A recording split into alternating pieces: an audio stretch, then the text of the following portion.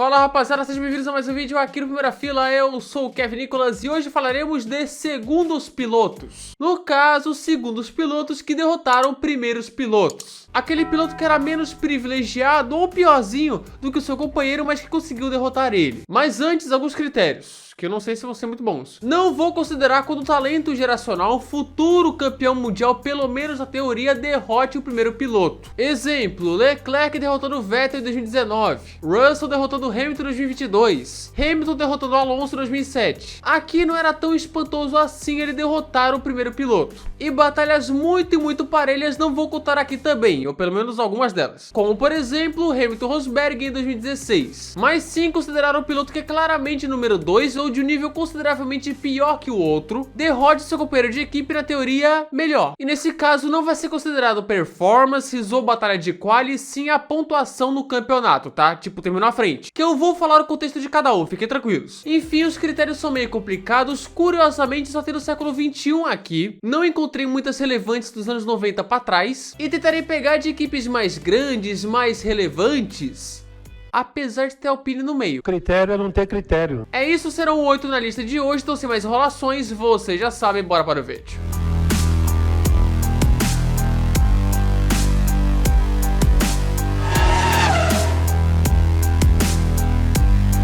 Já começamos em 2001 com um piloto que era sempre o segundo piloto, sempre o escudeiro, mas que nesse ano atropelou ele. Nenhuma McLaren, mas já tem uma McLaren rodando. Estou falando de David Coulthard sobre Mika Häkkinen. Nos 5 anos anteriores que Häkkinen foi companheiro de Coulthard, apenas em 97 o escocês venceu. De resto foi sempre uma lapada no finlandês, que era bicampeão do mundo, quase levou o tri em 2000, fora todas as ordens de equipe naquela época. Mas chega em 2001 e a batalha pelo título não seria Schumacher versus Häkkinen, e sim Schumacher versus Coulthard por um tempo. É verdade que o Häkkinen estava desmotivado naquele ano, é verdade que ele teve muitas quebras em 2001, e isso será comum aqui, alguém perdendo por conta das quebras. E assim o Coulthard, com menos azar e mais consistência, foi o vice-campeão com 65 pontos contra 37 do Häkkinen, quase o dobro. E o Mika Häkkinen tirou o ano sabático após isso, que no fim viraria uma aposentadoria. Porém, o Coulthard no último ano de parceria com o Häkkinen derrotou ele.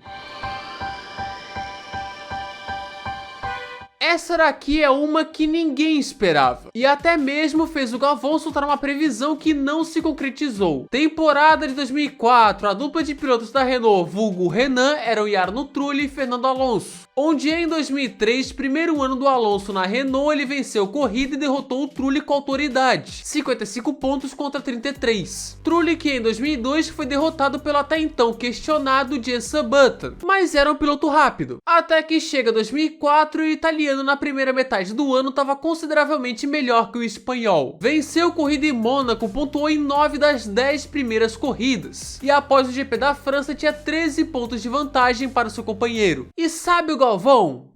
Então, o Trulli vem sem dúvida alguma se transformando num piloto mais competente do que o Alonso. O Alonso era a grande sensação no ano passado, mas o Trulli é mais competente. Galvão, não foi bem assim. Errou! Mas veio uma sequência ruim para o Trulli depois. Com a suspensão quebrando e o forte acidente na Inglaterra, quebra na Hungria, ele sendo rodado na Bélgica, 5 corridas seguidas sem pontuar, e assim ele terminou 2004 pela Renault derrotando Alonso por 1 ponto. 1 ponto. É só isso. Mas você fala, Kevin, mas em 2004 o Alonso fez mais pontos que o Trulli. Pois então, o Trulli foi demitido da Renault após o GP da Itália e não fez as 3 últimas corridas pela Renault. Assim, só conta até a Itália e lá ele venceu. Ele venceu, gente.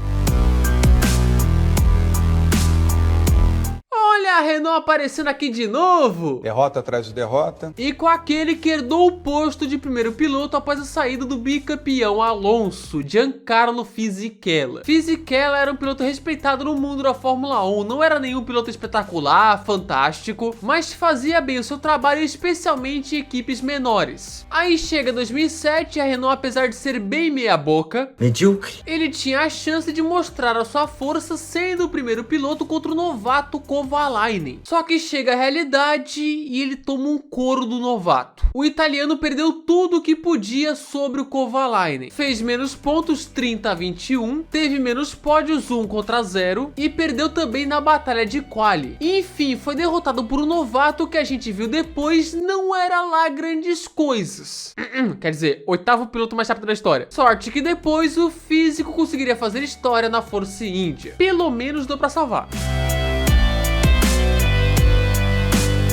Essa daqui entrou no limite, pois tem aquele critério da batalha ser parelha demais. Critério é não ter critério. Só que é aquela coisa, o Hamilton era visto como grande talento da McLaren, depois a gente viu se tornaria heptacampeão, e o Button, apesar do título de 2009, tinha menos hype. Tinha aquela visão de um dos piores campeões da Fórmula 1, que é bem justo com ele, e apesar da disputa entre os dois ser aberta, o Hamilton em 2010 liderou o campeonato, poderia ter sido campeão, e apesar de todos os vacilos na reta final, terminou 26 pontos à frente do Button. Só que chega 2011 e o Button atropela o Hamilton. O campeão de 2009 sendo extremamente consistente, conquistando 12 pódios em 2011, foi o vice-campeão daquele ano. Enquanto o Hamilton errou demais, bateu demais e terminou com somente 6 pódios e quinto em 2011 a 43 pontos do Button. Caracas. Depois, em 2012, o Hamilton derrotaria o Button de novo, mas em 2011 foi um ponto fora da curva, foi uma paulada. Eu diria que essa é a mais surpreendente do vídeo inteiro, dado ainda o contexto da época. Vontade de chorar e morrer. Sebastian Vettel era tetracampeão mundial seguido, o homem a ser batido, tinha acabado com Marco Webber em todos os anos. Aí chega para 2014 e Marco Webber se aposenta na Fórmula 1. E para o lugar viria Daniel Ricciardo da Toro Rosso, um nome bom, mas sem grandes expectativas. Inclusive nessa época a maioria pensava, colocar esse cara aí, o Vettel vai seguir a vida fácil. Será que não? Aí chega 2014 e o Vettel é engolido por completo. É verdade que o Vettel demorou para se adaptar aos novos carros, que o extrapista atrapalhou, que ele teve bons problemas de confiabilidade naquele ano, teve bastante, mas bicho, ele foi atropelado. O Ricciardo terminou 2014 com 238 pontos em terceiro. O Vettel fez 167 em quinto. Aí não. E não era tipo o Russell com o Hamilton, o Leclerc com o Vettel, o Hamilton com o Alonso, onde se tinha uma expectativa sobre esses novatos. Era um Ricciardo que ninguém botava muita fé e que depois aconteceu o que aconteceu. Lembrando, era o atual tetracampeão seguido. Eu sou fã do Vettel, mas pô bicho, foi decepcionante. Ricciardo vai lá, faz a campanha que fez em 2014 e derrota o Tetra Vettel. E para 2015 seria o homem da Red Bull, cujo companheiro seria Daniil Kvyat. Presenteado por Deus. Se em 2014 não botavam muita fé no Ricciardo, em 2015 botavam menos ainda no Kvyat. Pô, esse russo vai ficar na sombra do Ricciardo, sem chances. Chega o ano de 2015 de fato e o nosso Daniel Ricciardo perde para o Kvyat. Sim, ele perdeu. Tá brincando comigo, pegadinho? Alguns de vocês provavelmente nem sabiam dessa informação, mas sim, ele perdeu. A diferença foi de apenas 3 pontos, 94-91. E nem dá pra falar, pô, mas o Ricciardo teve mais azar. Quebras foram 3 do Ricciardo contra 2 do Kvyat. Um ano bem esquisito, inesperado, porque, gente, nem tem comparação do Ricciardo com o Kvyat, depois a gente viu e tal. Ainda assim, o russo derrotou o australiano e foi demitido depois. Mesma coisa do Button com o Hamilton, é uma batalha bastante parelha, mas que tive que colocar aqui porque não tinha exemplos o suficiente.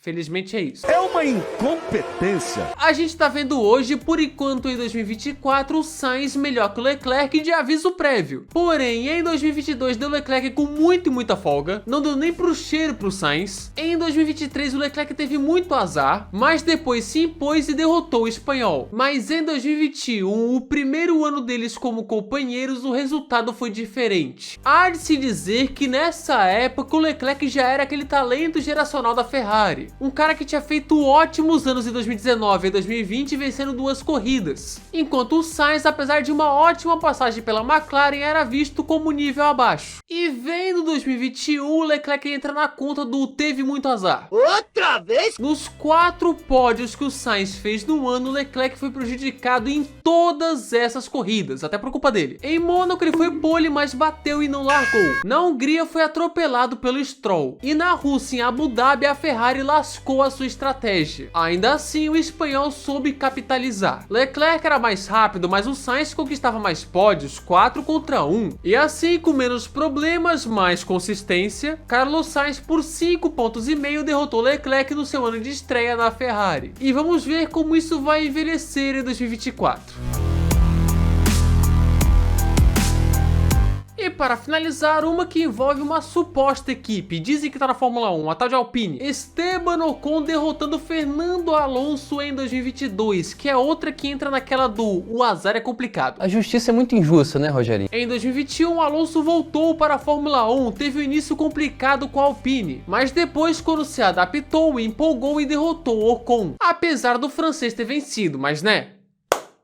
Chega em 2022 e Alonso está mais rápido, com mais confiança, são os novos carros, mas chega no final do ano e Ocon derrota por 11 pontos. Esteban Ocon, que nunca tinha derrotado o companheiro de equipe na carreira dele. Aí sim, fomos surpreendidos novamente. Só que não vamos ser idiotas aqui, o motor Renault desgraçou a sanidade do almoço. Quebra em Jeddah, problema no Q3 em Melbourne, quebra em Monza, quebra em Singapura, quebra no México, quebra em Abu Dhabi, muitos problemas. Eu não gosto do Alonso, mas eu não vou ser burro. Dito isso, perdeu para Esteban Ocon, está aqui na lista. Assim como outros que tiveram muito azar. E depois Alonso foi para Aston Martin, tá voando, e digamos que foi uma decisão bastante certa.